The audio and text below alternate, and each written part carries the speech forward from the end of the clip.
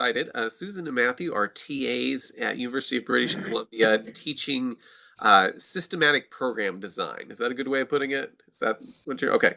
So the approach they're taking is I've probably mentioned it a few times. I think I've showed it to people here. The how to code simple data, how to code complex data that's on edX, and what they're doing follows something similar to that, which we'll find out more how similar here in just a minute. But anyway, I'm very excited to have them come join today and just talk about what it's like trying to teach people how to think programmatically, how to solve problems in codes, and how to lay a foundation for being successful with a software career. So I think there'll be a lot of takeaways for people that are in software now. Probably a lot of takeaways too if you have a young person or someone that's interested in working with code. And hopefully Susan and Matthew will have some good takeaways for how to advise people in a very rapidly changing industry. So turn it over to Matthew and Susan. And thanks so much for coming. Very, very good to have you guys here. Thanks, Mark. I'm going to start screen sharing now. All right. So hi, everyone. I'm Susan, and this is Matthew. And we're part of the teaching team for ComSci 110 at the University of British Columbia. The official title for the course is Computation Programs and Programming, which doesn't describe that much. But essentially, it's our introduction to computer science course.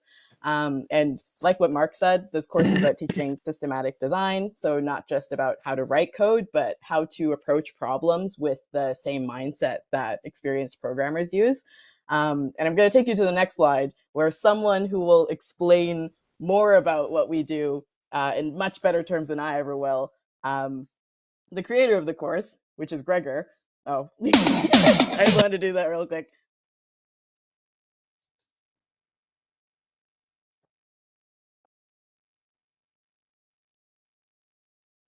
Hi, my name is Gregor Casales.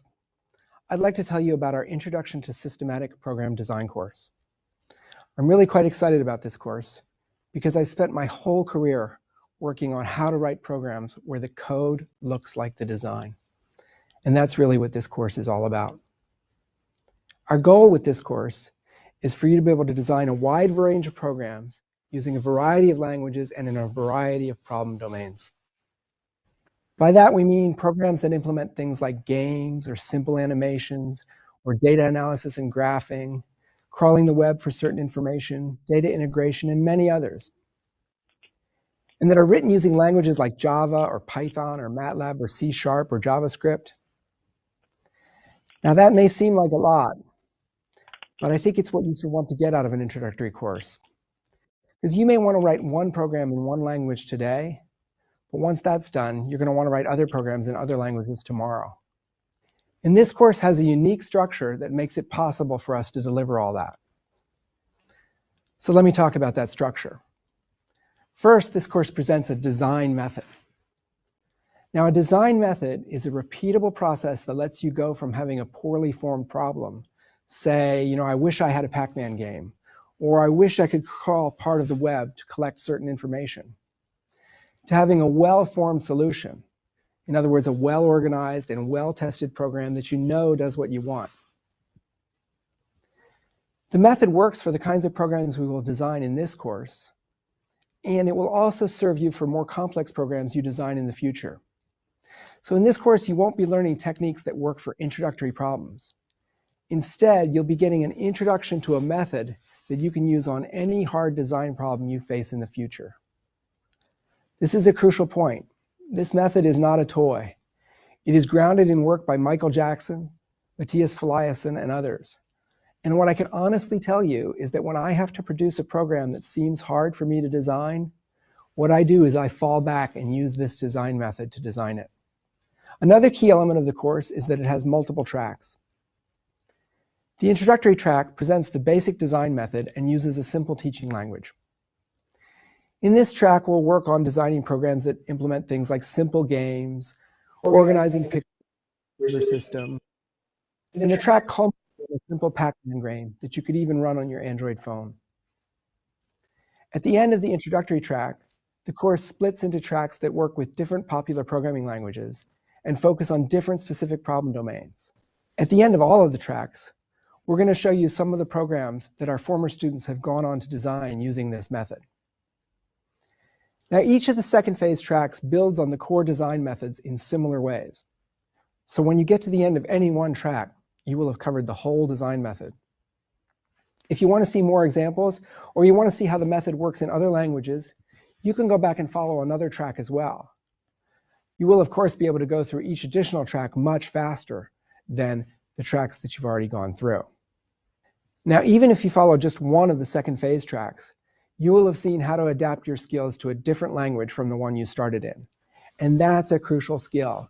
Again, you might want to program in just Python today, but you'll want to program in a different language soon. So in summary, what's different about this course is that we present a design method, and we use a multi-track structure to allow you to bring that design method to multiple specific languages and problem domains. So I hope you'll join us for this course. And even if you end up taking another course between now and then, you can come back and learn this design method afterwards. Come back and take this course later. Many of our former students already knew how to program and ended up saying that they were better programmers after they took this course. So a quick disclaimer about who we are and what we're not. Obviously from the video, neither of us are Gregor. We're not professors. We're just a couple of undergraduate computer science students. But the reason why we feel at least prepared in a position to present this talk and talk about what this course provides is because as undergraduate TAs of the course, we are in a very privileged position to have a lot of say in how the course is run and how it's structured. And we contribute a lot in terms of just ensuring that the course is in its best position to give the students what they deserve and the best experience that they can take away from this. We have a couple of other lead teaching assistants, some that manage the course infrastructure, including the AutoGrader server. And we also have a couple of other teaching assistants who manage the data science end of it, like learning analytics and analyzing cases for academic misconduct. And we're the small group of lead teaching assistants that manage the teaching end of it. So we make sure that the labs that are run by the other TAs are well run and that the office hours are seeing good use from the students and that they're being run properly. And in addition to that, we meet up with students around campus to ensure that they can get the extra support that they need for this course. But we're certainly not industry experts. We have some co-op and internship experience as university students, but that's the extent of it. Any answers to like industry things, Mark will have much better answers to that than we ever will. But what we do hope is that our different perspective on this course that's different from what a professional or a professor would have is still helpful, mainly because of the students that we teach, which we have a very diverse student base as a very large public university. We have a lot of students from overseas. We have a lot of students from Canada, but it's like a really good mix. And not all of our students come in with programming experience, since this is a first year computer science course. And not every student comes into our course hoping to go into computer science. A lot of them are here just to fulfill major requirements or to just learn some more about computer science and decide if they're interested or not. But a really big aspect of that is that, one, we want to make sure that we have a level playing field for our students as they come into the course, so that everyone is primed and prepared to succeed. And the other thing is that we want to make sure that we get this first take at their first ever computer science course right. And we want to ensure that even if they didn't come into this class hoping to go into computer science in the future, we still want them to take away something from this course that doesn't necessarily have to be computer science. And a big part of it is learning how to solve difficult problems following a systematic method. So it is a big responsibility on our end, and it is a privilege because we know how much of an impact we have, just not just on the students that we teach, but also to the greater society as our students move on to go work in various fields, and we want them to take away what the message that we're trying to impart with this course. And ultimately, we're not trying to just be a good course. We're trying to be the best course that a public school of this size and this population can offer, and we very strongly believe in what our course presents. So what we teach is our course focuses on teaching a set of design methods that enable our students to design small but very difficult programs. And this course is based on the work of Matthias Fliesen, specifically his How to Design Programs book and his curriculum. And in a big school like UBC, there's not much of an emphasis on getting student support because it's not very feasible for a very large course. We have like 1,000 students in our first term that we have to teach. And the way that this course is formed, and as you can see from the content that we cover, it demands a lot of work, but really we're trying to that doesn't change how we choose to approach the way we teach this class. We still try to provide every single resource we can, and we want to really prime these students to succeed. And one of the ways we try to do that is by trying to remove any barriers that might be associated with CS and might make it difficult for students coming into a computer science class to succeed. So some of our most experienced teaching assistants are non-computer science majors, and it is important to present that to the students so that they can see that not everyone here was a CS person and succeeded in this class. And they additionally have that background of not programming that they can use to connect with the students and teach them all the better and support them better. And we avoid using additional technical jargon that's not covered in the course. A typical answer we'd have to questions that like students with program experience come in with, to like normally, I don't know Java, I don't know Python. That's not what we're teaching in this course. That's not what we're covering in this course. And the last thing is that keen students are a great addition to any class, but we try to avoid getting into overly technical conversations with keen students in front of other students, so that we can mitigate any imposter syndrome feelings that can result. And I'm sure, as most of us know, it's very impactful to how someone can perform and succeed if imposter syndrome becomes a thing. So we're really trying to limit that in our course. That's enough talking from me for now. So I'm going to pass this off to Matthew, who's going to give you a bigger overview of the course and what we do. Matthew? Thanks, Susan. First of all, I'm very nervous to give this talk because I'm a typical computer science major student, and the reason why I'm able to talk as I'm talking right now is because I have TA'd, and that gave me a lot of experience in public speaking because I had to talk with many students and many at the same time. So I'm going to try my best. We teach a language called beginning student language, and as Susan said, we're trying to remove barriers in CS. A lot of students ask us, why don't we just learn Python?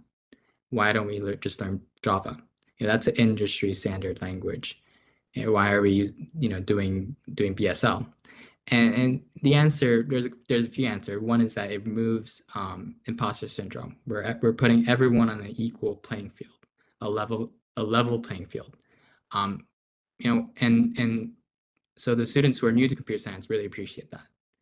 And from week one, we start writing simple functions and learning language constructs, which doesn't take that long because BSL is pretty easy compared to things like Java or Python that come with a lot of libraries. Okay, next slide, please. Do you see the next slide? Susan, feel free to chime in. So week two, we start representing information in the world as data in the computer. So here we have a data definition for traffic light. So light is one of red, yellow, and green, and we represent red, yellow, and green as strings, red, yellow, and green, and that's called a type comment.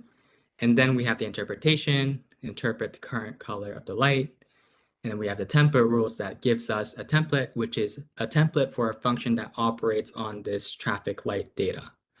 Now, I'm trying to go over this and without you having to take this course. I don't know if any of you took the course, probably most of you haven't.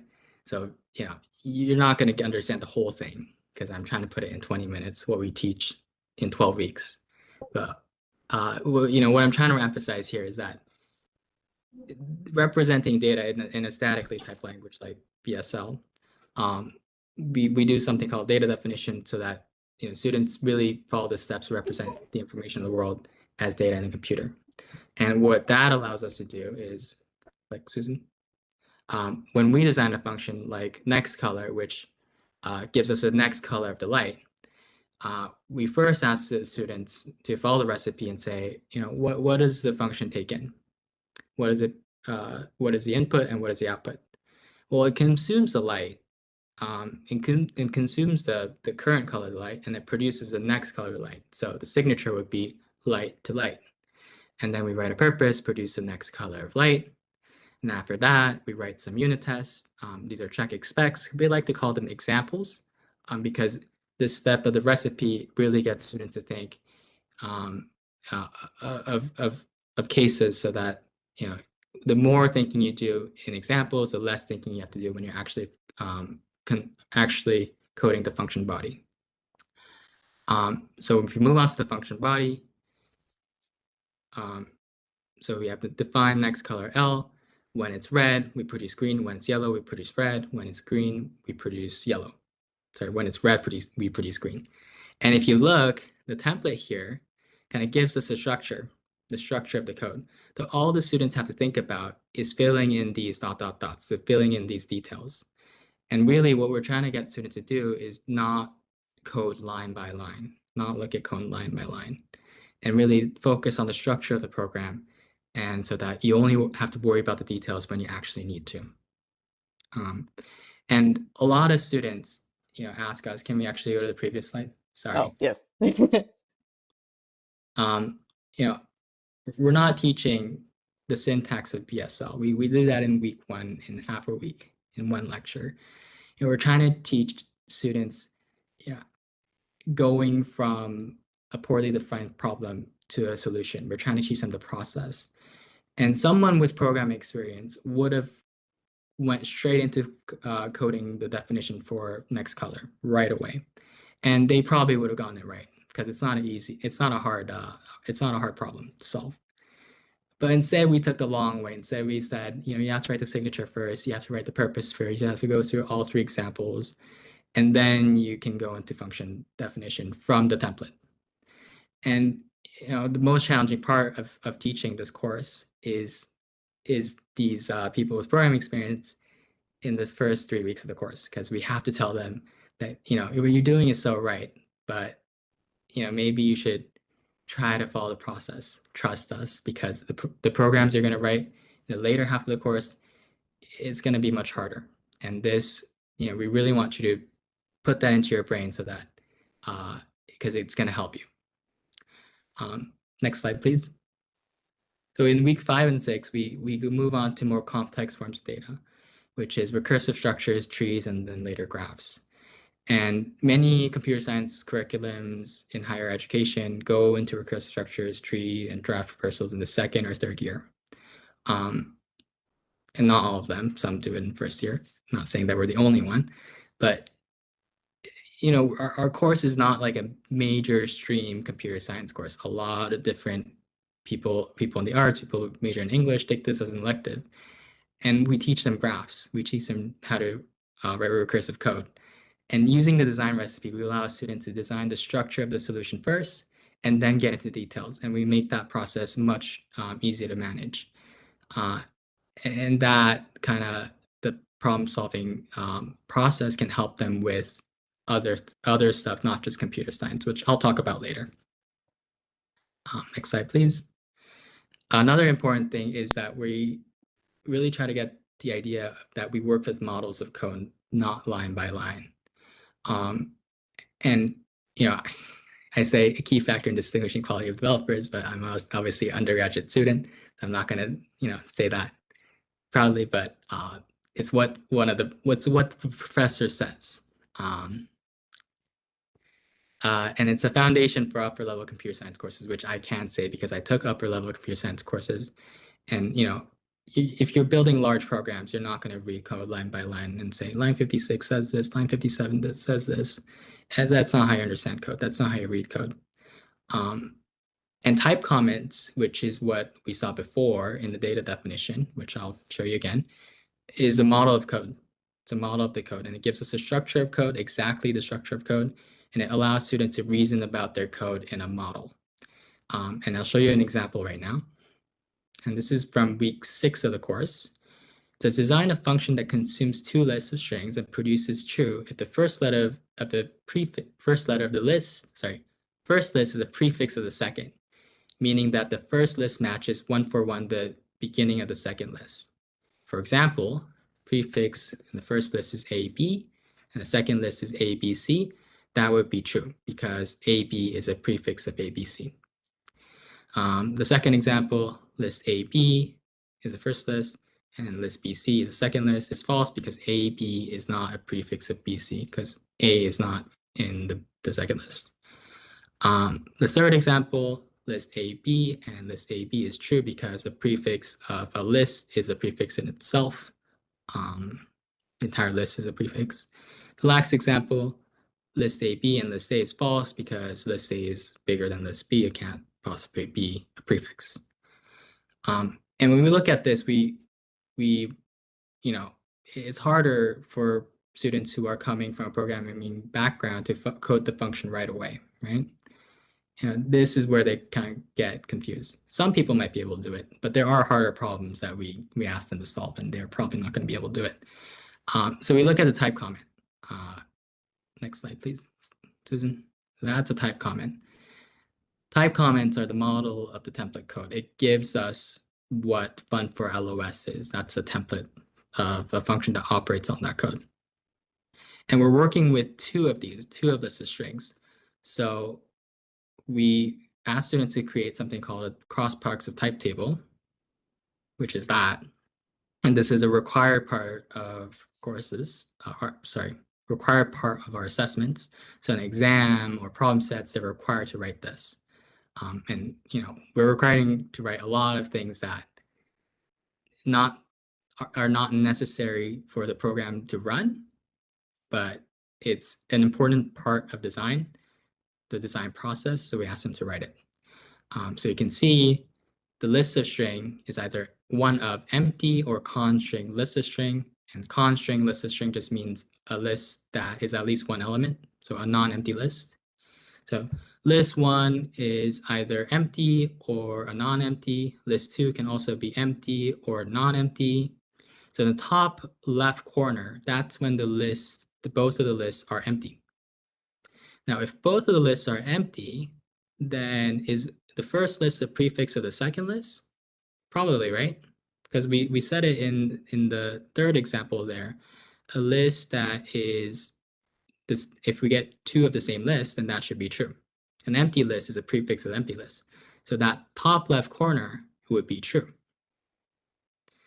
And then we could think about, when list 1 is empty and list 2 is not empty, then would that be true? Probably, right? Because an empty list is a prefix of any other list. So that would be true. And then we think about when list 1 is not empty, but list 2 is empty. Oh, well, can that ever be true? Can a non-empty list be a prefix of an empty list? Well, list 1 is bigger than list 2, so it probably can't be a prefix. So it would be false. And the last case, which is the hardest case, is when they're both non-empty lists. But the template gives us the first of each list, because they're both non-empty lists, so we know they have a first element in both of the lists. So we could check if the first of the list matches, first of list 1 and first of list 2 matches, and then we could check if the rest of each list are prefix. The rest of list 1 is a prefix of rest of list 2. Now, this part is a little bit more complicated, but our students are able to solve this because they have done much more before we learned this. And this type of problem solving, we don't go into the function body right away, but we ask them to work in models. And I think this gives a very good introduction to when we move on to upper level computer science courses. And when I code in a different language and I solve a problem, I like to get a piece of paper and draw it out first, and that really helps me because code is difficult to read. That's why I tell my students, code is not it's not easy to read. If it were, then everyone would be writing it. Next slide, please. And then we label these cases 1, 2, 3, 4, and then we translate into code, which is what we see on the right. Sorry, what we see on the left. So if both two lists are empty, it's true. If list 1 is empty, it's true. If list 2 is empty, it's false. And otherwise, we check if the first matches and the rest is a prefix. Yeah. Next slide. In week 9, we go to search algorithms. So they've already done trees that operated on what we call non-generative trees or structural trees. Search is generating a tree, generating a possible solutions, and then operating on that. And we've already learned everything before that allows students to write search. So search is just an application of everything that we learned before. And using design recipes and data-driven templates, students are able to solve search problems like building a Sudoku solver. In our How to Code MOOC on edX, one of the videos or one of the set of the videos goes over solving search problems, specifically the Sudoku solver. It's a really fun set of videos, and I really enjoyed it when I took the course. And we work with models and abstraction, and we're not asking students to write code line by line. It's really easy to just say, here's a solution, and this is what the solution looks like, and that's what you should code. This is what good code looks like, and that's what you should do. It's really easy to say that as an educator. And it's hard to go through the process and tell them exactly what we do now and what we do next. And that's what we're really trying to focus on. And when we ask students to solve search problems, we first ask them to draw a tree. That's the first thing we do. Or before that, we ask them what does it consume and what does it produce and how we represent that data. But after that, we ask them to draw a tree. Next slide, please. Oh, actually, we were thinking of finding trees that students drew right before the presentation. We couldn't find not it find for it. some reason. But they're really adorable, and I wish I had some to share. This is what our students say. Studying computer science inspired me to think about problems differently and take a more systematic approach to them. Program design is applicable not only to computer science, but numerous areas of life. It is essential in the development of problem-solving skills. And my takeaway from taking this course and TAing for 9+ terms is that design is a domain general skill. Problem solving is a domain general skill. You can apply this in writing an essay. I wouldn't just go straight into writing an essay when I'm writing an essay for philosophy. I would think, do the brainstorm, follow the process, maybe look at some similar essays that other people wrote and take a note of their structure and use that structure to formulate my ideas. I'm not copying their solution, their essay. I'm looking at how they conveyed their idea, how they structured it, and use that so I can focus on actually delivering what I want to say. Because when people write code, it's not just in the industry. I don't know the industry, but we're not gonna tell students to just write everything all at once. They're gonna develop on other people's code. They're gonna follow a process, and that's what we're really trying to focus on. And yeah, next slide, please. So I know I talked about generative AI in the description of this talk. Of course, I don't know what's going to happen to the industry, and we're undergraduate students, so we should be the ones who are most worried about it as upcoming juniors. But all kinds of work is about to change, maybe a lot, I don't know. But it does seem clear that maybe in 2 or 3 years or less, software engineers, including interns, will need to be able to use like Copilot or similar to be more productive or produce more value per salary dollar. Either we will need to be used or we will be asked to use, I don't know. probably if that happens, then one part of that will be quickly evaluating code that an AI tool proposes. And the other part will be that, having a dialogue with an AI tool about the code you have written. But if you just know the syntax of what of Python, for example, what is the whole point of this? An AI tool is literally generating code that you don't really understand. You don't really know the structure of. And we believe that systematic program design gives students a foundation for that by focusing on design level constructs that exist across all languages and tools. And vibe coding. It kind of, I have seen students do that in the first 2 weeks of the course, but in the later half of the course, they kind of understand that this is really important. Not everything that ChatGPT gives them, they could just copy and paste and hope for the best. They actually have to be able to understand the structure of it. And in the end, it's that student copy and pasting. So they're responsible for their code that they copied and paste. Yeah. Next slide, please. Yeah. We prepared this presentation without knowing like exactly each and every one of you and what your backgrounds are. So I try to keep the presentation part short because I didn't want to be too niche about it. So we put this later half of the part for Q&A. If anyone has questions, feel free to ask.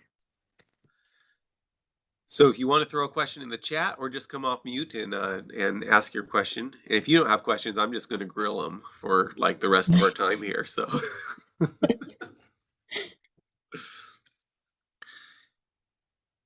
I got any questions about teaching systematic program design or industry careers, preparing for the unknown.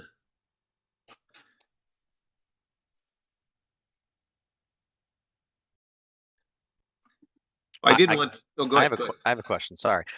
So, how many of your past students have gone into industry and voiced opinions on what they've learned with this design methodology? I'm just very curious if it's been, wow, this has been really helpful, or because I did not learn this way when I was in college.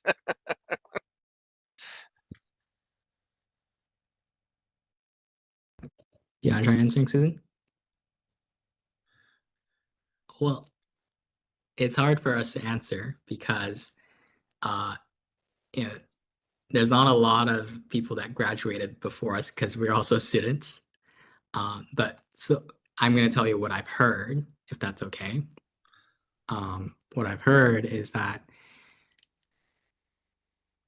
this course offers a summary of what it's going to be like in second or third year computer science courses because we're working on graphs and trees and algorithm design, very introductory algorithm design. And a lot of that helps with technical interviews. And really, I think the upper level computer science courses I take that work on big projects, like big sets of code, it's kind of the same thing in terms of the process. It's just that it's bigger problems and a little bit more difficult problems. But the core idea of that is the same. So it really helped me in my upper level computer science courses to not, just to approach the problem differently in the first place so that it will be much easier. And I kind of remind my project team members about maybe we should do this first so that we can understand that. And I think my advice helped with them probably. Cool. Thank you. So yeah, that's a good question. I now Matthew and Susan are probably at a little bit of a disadvantage because the people that they're working with have not graduated yet, and they'll move on before then. But I've hung out with some of the people that have were kind of behind this approach, Matthias and others, and seeing the kids that they were working with that were then finishing up their PhD and going to work at Google and things like that. And it was interesting talking to them. And the big thing I heard from a lot of them was they felt like they were more prepared than some of their uh, fellow students that were coming from different backgrounds in being very systematic. And kind of in talking to them, what I heard is it sounded more like if you talk to an engineer that's building bridges and then you talk to a typical software engineer, they are not doing the same thing. It's very, very different. One's like, let's try this and see if it works, kind of. And then you got the engineer building a bridge. It's like, no, we know if I follow this process, the bridge won't collapse. And these individuals I was talking to felt like they very much had the approach of an engineer who's building a bridge and just knows if I do this step by step, everything works, instead of maybe trying things. I was working with some electronics, and a friend of mine came over that was a electrical engineer, and I tried something that didn't work, so I unplugged it and plugged it back in. And he's like, "Oh, you troubleshoot like you're a software developer." I was like, "Well, yeah, that's that's it." But it kind of made me realize the difference between some of those things. But okay, Christopher Lynn asked, have you seen non-CS students reach that aha moment and develop something in their own field of study?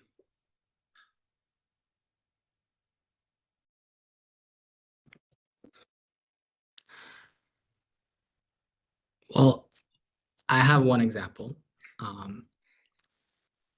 It's about templates. So we talked earlier about templates and how only students have to focus on the details. And I kind of talked about that in the last slide too.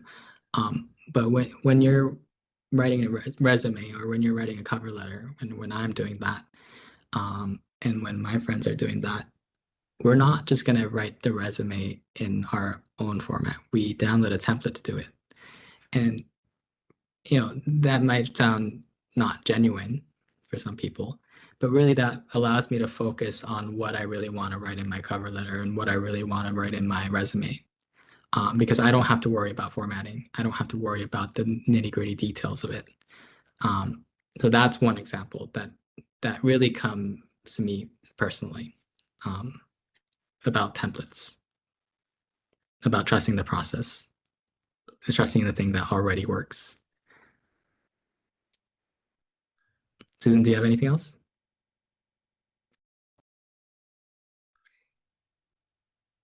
Sorry, I was looking for the unmute button. I haven't really heard much about the projects that our non-CS TAs go into doing after they've taken the class, but I do know that a lot of them take or like end up pursuing more technical things on the side anyways, and they take a lot of the applications they have from the course into like the different pursuits they have on the side. In terms of like an actual something that they developed, I can't name you that, but that's what I've noticed. A lot of people that I've talked to who like have graduated from the class, they mention just the way that they've changed how they've even approached their various projects. And it's really nice to hear. So my son and I did the online version at edX that I posted a little bit here earlier when I can't remember how. I think he finished when he was 14. So he was probably, I think, 12 when he started or something like that. And a couple things that I noticed from it was, see, he turned 16 this weekend. He's doing Calc 2 in high school. And it was interesting for me to see that there seemed to be a huge overlap between the stuff he learned from the class and the ability to think more abstract mathematically, which now he realized, and he doesn't want to do software development. He wants to do math. How do you put it? Math. If it has a practical application, that's not the type of math he's interested in, which hopefully will change when he tries to get a job at someday. But anyway, that's what he's interested in. But it seemed to give a foundation for the ability to think in abstract ways that I don't know if he would have gotten another way. The other thing I noticed is the other day he was reading about there's a sculpture in the middle of, I think, the Pentagon called Kryptos that like several panels have been solved and one of them hasn't been solved. And he got an idea for, oh, here, I think I've got an idea to do this. So he doesn't want to be a software engineer, but now he's got a tool set of doing programming. So he pulled out the, Dr. Racket and started programming stuff in it to try to solve. I don't think he solved it, but it was interesting to see how naturally that came of this is just another tool to try to solve problems with. Somebody asked, let's see, Jeff asked, how much do you feel the course parallels the How to Design Programs book by Matthias and the rest of them? Yeah, so the How to Design Programs book is a basis for systematic program design.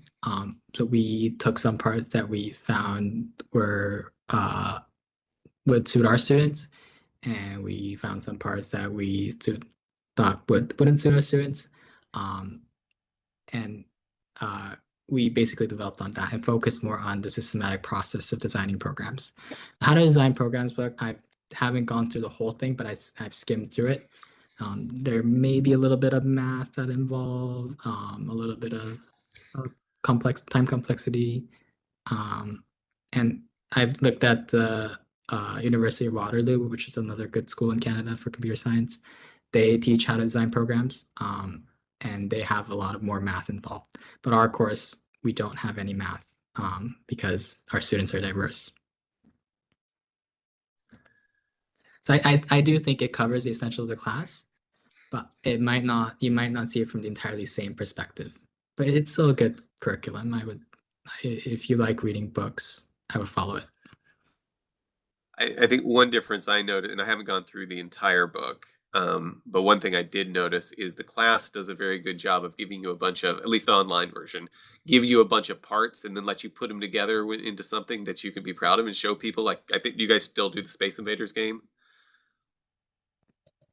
Sadly, we do not, but I've seen it before. Okay, so here is I'll throw it in thing. This is the one that my son did, but what I was impressed with was the pedagogy of going through and you build a bunch of things that are interesting in their own, not super math based, but we're gonna make rainfall, and I'm not sure which of the. But then when you get through, you take everything you learned and put it together into something that was actually fun to play with. And I don't know if the textbook. I think the textbook is a little bit more meant to be used independently from the stuff I've seen. So that might be a difference, or if you're wanting to explore the difference, that might be something to look at. Laura Chang asked, while I understand the value of following a process that works, how much of this process has been iterated and improved? So maybe kind of talk about the life cycle that's gone on so far in the systematic program design movement. Like how did you guys get where you're at today, or at least the parts you know of? It wasn't just like, here's what we're going to do, and you've been doing the exact same thing for the last 10 years, right? Yeah. Well, first of all, we haven't started programming in the past 10 years because we're still young. So we might not know the entire history of systematic program design, but I know the parts that we have improved on, which is the autograder and tags. So when we, Susan, can you go to one of the slides before, one of the code slides? Yeah, before that, maybe week 2. Yeah, if we have here, we have the signature tag. So the @, these are tags, and these provide, it's a statically typed language, so it doesn't really matter. But these are metadata annotations, and when we submit to the autograder, it gives you feedback. So we really try to give feedback on the steps of the recipe that students might be incorrect. So exactly where they went wrong. Although those don't have anything to do with how the code runs, it gives checkable design information. You're leaving notes, you're leaving little breadcrumbs on which steps you followed. So as TAs, we look at the tags and see, oh, maybe you went wrong here. Maybe there was some misunderstanding here. I know this didn't really answer your question, but these are the improvements that we've been making in the past few terms. And I think this has been great so far. So what is the students in the class, you mentioned an auto grader. So is this something that's helping them grade their homework, or are you grading tests like this? Like, what does that look like for a student? So all of our problem sets and our exams and labs are mostly auto-graded. We have some TAs looking at them because we want to emphasize the idea that another human being is going to read your code, and you want your code to look good. You want to indent your code properly. You want to style your code properly. And that's why we still look at the code. But we want students to get constant feedback because there's only 50 of us and there's 1,000 students. and we're not there at home with them. So when you submit to the auto grader, it tells them in order of the recipe, signature incorrect, and then everything else. And we ask them to look at it in the order because there are additional tests that run against the student's submission, and that tells if their code is actually working or not. But really, you shouldn't look at that first if it says your tests are invalid. Because if your tests are invalid, your examples are invalid, that means you're understanding the problem incorrectly, right? So we really try to get them to look at it in the order of the recipe. And I don't know if they do, to be honest. Some of them just ignore it. Some of them are like, oh, my function's not working. That's the most important thing. And we really try to get them to read in the order of the recipe. And those students usually do far better, in my opinion.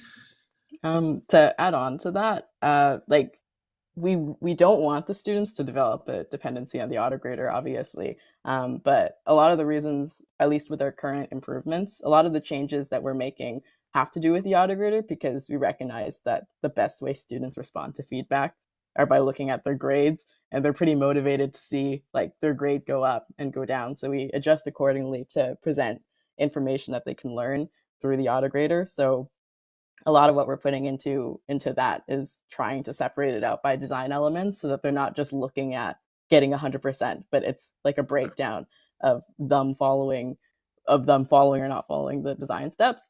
And I think we're past the era now of going through iterations of the checklist. So we weren't there, unfortunately, when Gregor came up with the idea of the design recipe checklist.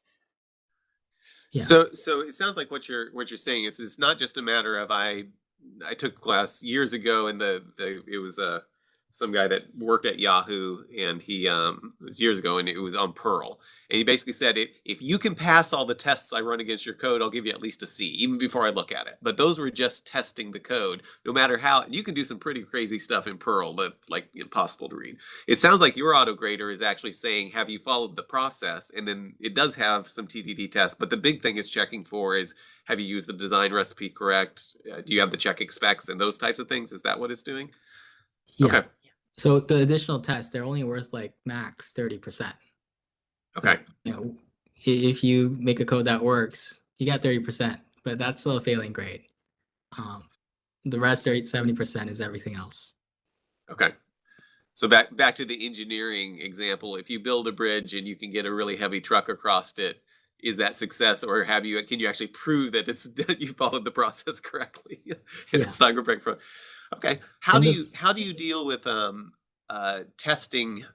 Because a lot of the presidents of different universities and things I've heard talking about with ChatGPT and stuff, just trying to figure out how to make homework matter in ways that it's not giving students the flexibility to use new tools that they're exposed, that they've got access to, but still make sure that you're testing to make sure they actually have understanding. How do you guys approach that, particularly like on the homework and stuff? So we have face-to-face grading of problem sets after the auto grader. So in labs, we ask them to bring their problem sets with them, and we ask them a bunch of technical questions to see if their vocabulary is right and to see if they actually produce their solution instead of copying someone else's. And we could tell most of the times that they understand the problem set or not, if they understand their homework or not. And that's also part of their problem set grade, I think 25%. Okay. It's an ongoing battle. It's something that we're constantly trying to work with like our misconduct TAs on figuring out ways to work with it. Okay. But for the most part, like our approach right now with assignments is like to try to reinforce that the students are like really to drive in the fact like what we're trying to teach the students when we have them do these assignments of like we're trying to encourage them to have to struggle on their own and come up with and like make those crucial connections that they have to make by staring at something for 20 minutes and not having someone interfere. And obviously it's not going to hit everyone, especially the ones who are reliant on the tools, ChatGPT and stuff. But there are things that we have to constantly think about, and currently those are our like strategies. Okay. And it does seem like you're emphasizing here's the process you need to go to, and whether you're like the 30% for the test, That's important, but that's not the thing you're trying to teach here. You're trying to teach here to follow this process, which maybe can rein some of that in. But yeah, that's a big struggle in a lot of places, I know. Let's see. Okay, somebody posted something about ACM Code of Ethics about the process. That was a good point. Anyone else have any questions while we've got the experts here?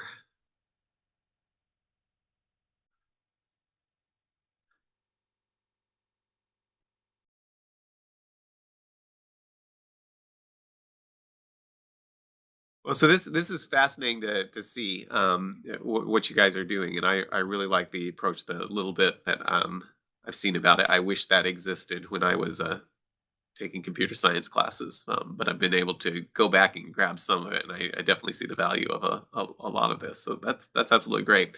Well, thank you so much for coming today. Would you one other question? What advice would you have from kind of what you're seeing and hearing and being in the academic circles you're in? Um, if somebody's got a upcoming teenager that's in high school, because I know this has come up with this group quite a bit, and they're thinking about going into computer science, what types of things would you suggest they do in high school um, to kind of prepare for that, or to see if they're even interested in that, or would you say no, don't do it? You know, don't do computer science. What type of advice would you give somebody that's kind of trying to figure out how to advise their teen that's in high school that might be interested in a career in computer science? Well, to be completely frank, I don't think I knew particularly that I wanted to go into computer science in high school. And it certainly wasn't something that like my parents pushed me to do. And I think I'm very grateful for that because I think that too much pressure interference, especially if like, for example, if your parents are working in computer science or like a field, you kind of sometimes don't want to go into that same field. Um, I think just for me, I just explored like a lot of like just as many things that I wanted to try out in high school. So like my high school did advanced placement classes, so I just took as many classes that I wanted to just to see the different types of courses that are being offered. Um, and just doing like different extracurriculars. I think so. I think my advice is don't push too much on on trying to get them to try things because that could just do the opposite and repel them away from it. And yeah, I don't. I guess my parents didn't really say much when it came to my high school career, so I just ended up here in computer science. Matthew, if you have other advice. Well, well, computer science is a big field.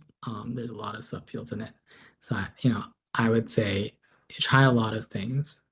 Um, I think that's kind of opposite of what Susan said, but try different things. There's a lot of things you can try. You get to work with a lot of different code, a lot of different domains, and really try to figure out what you like, what you enjoy. And I've been trying to do that myself, and a lot of students get different internships in different fields so that they could get they're trying to figure out what they like while at university, and you can still do that when you're in high school too. Cool. Well, if no one has any other questions, thank you, Matthew and Susan. Thank you so much for coming. I see there's a chat here. Roger saying thank you so much for you guys coming because he's got a high school senior in high school looking at some things and was very appreciative of you guys taking the time to talk to us. So thank you so much for coming. Really appreciate you taking the time. This was really interesting to see this stuff, and good luck to you because I think you guys you're finishing up your senior year, right? Both of you? Okay. Well, good luck in your future endeavors and job search. And thank you so much for coming. And thank you everybody else for being here. Next week we have, let me make sure I'm telling everybody the right thing. We're going to be talking about projects versus products in managing software, like the different mentality behind that and how that can impact the way that you approach managing software projects. So if you know of anyone that's on your team that might be interested in that, forward the invite on to them. Once again, Matthew, Susan, thank you so much. And best of luck in your careers. Thank you for having us. Thank you. Thank you everyone Thank you, for everyone. coming. Okay. Goodbye, everybody.